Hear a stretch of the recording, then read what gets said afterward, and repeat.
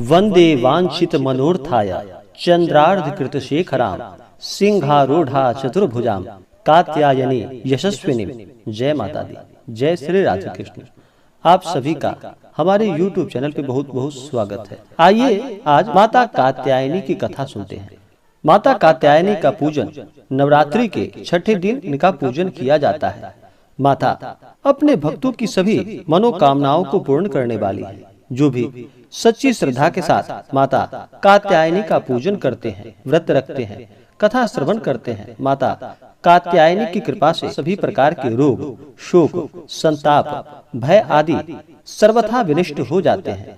जन्म जन्मांतर के पापों को विनष्ट करने के लिए माता कात्यायनी का शरणागत होकर उनकी पूजा उपासना करना बड़ा ही लाभकारी माना गया है। और जो भी कन्याएं माता कात्यायनी का पूजन करती हैं, उन्हें इच्छित वर की प्राप्ति होती है। नवरात्रि के छठे दिन माता कात्यायनी का पूजन किया जाता है। माता कात्यायनी अपने भक्तों की सभी इच्छाओं को पूर्ण करने वाली है।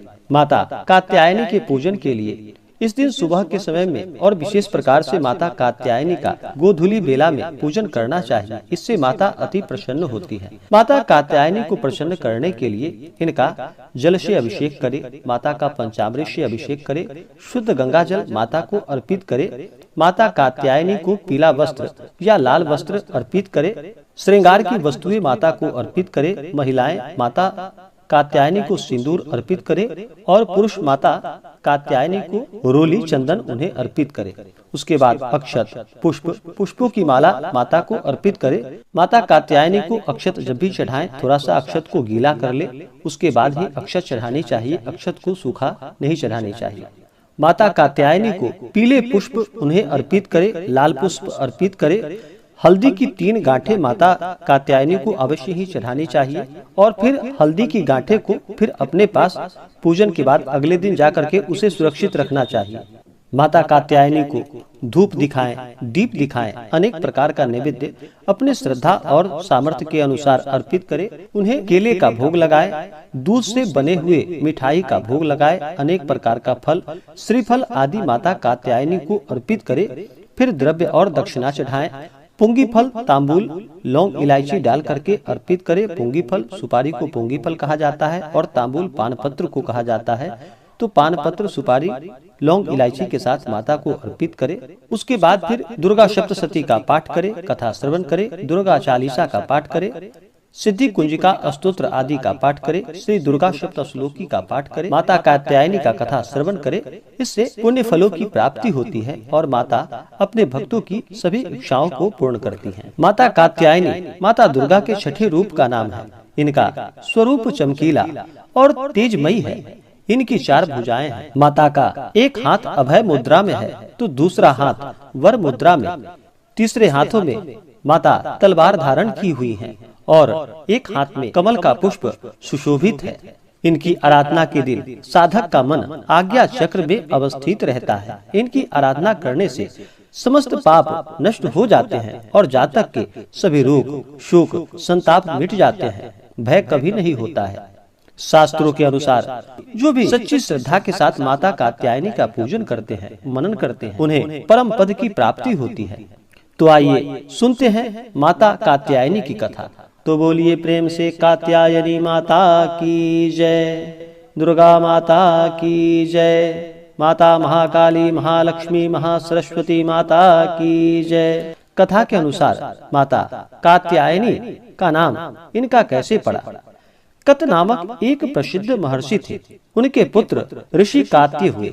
उन्हें कात्य के गोत्र में विश्व प्रसिद्ध महर्षि कात्यायन उत्पन्न हुए। उन्होंने भक्ति परंपरा की उपासना करते हुए अनेकों वर्षों तक बड़ी कठिन तपस्या की और उनकी इच्छा थी कि माता भगवती उनके घर पुत्री के रूप में जन्म ले। माता भगवती ने उनकी यह प्रार्थना स्वीकार कर ली और कुछ समय के पश्चात जब दानव महिषासुर का अत्याचार पृथ्वी पर बढ़ा, तब भगवान ब्रह्मा, विष्णु और महेश तीनों ने अपने अपने तेज का अंश देकर महिषासुर के विनाश के लिए एक देवी को उत्पन्न किया, जो कि महर्षि कात्यायन ने सर्वप्रथम इनकी पूजा की थी। इसी कारण से यह कात्यायनी कहलाई। एक और कथा के अनुसार माता महर्षि कात्यायन के यहाँ पुत्री रूप में उत्पन्न हुई थी। आश्विन कृष्ण चतुर्दशी को जन्म लेकर शुक्ल सप्तमी, अष्टमी तथा नवमी तक 3 दिन इन्होंने कात्यायन ऋषि की पूजा ग्रहण की थी और दशमी को महिषासुर का संहार किया था। माता कात्यायनी अमोघ फलदायिनी भगवान कृष्ण को पति रूप में पाने के लिए ब्रज की गोपियों ने इन्हीं माता कात्यायनी की पूजा की थी, जो कि कालिंदी यमुना के तट पर की थी। और यह माता ब्रजमंडल की अधिष्ठात्री देवी के रूप में प्रतिष्ठित है। माता कात्यायनी का स्वरूप अत्यंत चमकीला और भास्वर है। यह माता अपने भक्तों की सभी इच्छाओं को पूर्ण करने वाली है तथा अर्थ, धर्म, काम, मोक्ष चारों फलों को प्रदान करने वाली है। तो बोलिए प्रेम से माता कात्यायनी की जय, नव दुर्गा देवी की जय, माता महाकाली, महालक्ष्मी, महासरस्वती माता की जय। माता कात्यायनी को प्रसन्न करने के लिए इनके मंत्रों का जप करना चाहिए। इससे माता अति प्रसन्न होती है। मंत्र: या देवी सर्वभूतेषु शक्ति रूपेण संस्थिता नमस्तस्यै नमस्तस्यै नमस्तस्यै नमो नमः। इन मंत्रों का जप करना चाहिए। जिन कन्याओं के विवाह में विलंब हो रहा हो वह माता कात्यायनी के इन मंत्रों का जप करे और माता कात्यायनी का पूजन करे तो बड़ा ही लाभकारी होता है। मंत्र: ओम कात्यायनी महामाये महायोगिन्यधीश्वरी नंद गोप सुतम देवी पतिम में कुरुते नमः। इन मंत्रों का जप करना चाहिए।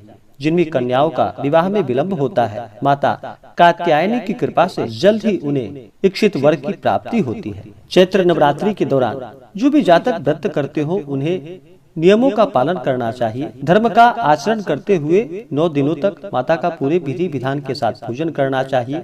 नवरात्रि के दौरान शुद्ध और सात्विकता का पालन करना चाहिए। ब्रह्मचर्य का पालन करना चाहिए। इन दिनों तामसिक वस्तुओं का प्रयोग बिल्कुल भी नहीं करना चाहिए। मांस, मदिरा, लहसुन, प्याज आदि का प्रयोग बिल्कुल भी नहीं करना चाहिए। धर्म का आचरण करते हुए ब्रह्मचर्य का पालन करते हुए रहना चाहिए। व्रत के दौरान किसी के ऊपर क्रोध नहीं करनी चाहिए। अपने मन में किसी के प्रति ईर्ष्या या द्वेष का भाव नहीं लाना चाहिए। अपने से बड़ों का सदा ही आदर और सम्मान करना चाहिए। महिलाओं का कभी भी अपमान नहीं करना चाहिए। कन्याओं का कभी भी अपमान नहीं करना चाहिए। जहाँ पर भी महिलाओं का अपमान होता है वहाँ से माता स्थिर लक्ष्मी रुष्ट होकर चली जाती हैं। और नवरात्रि के दौरान कुमारी कन्याओं का विधि विधान के साथ पूजन करना चाहिए। तो इन दिनों भूल कर भी इन सब का अपमान नहीं करना चाहिए। धर्म का आचरण करना चाहिए। सदा ही सबों का सम्मान करना चाहिए। इससे पुण्य फलों की प्राप्ति होती है। तो आशा करता हूँ कि यह जानकारी आपको अच्छा लगा हो।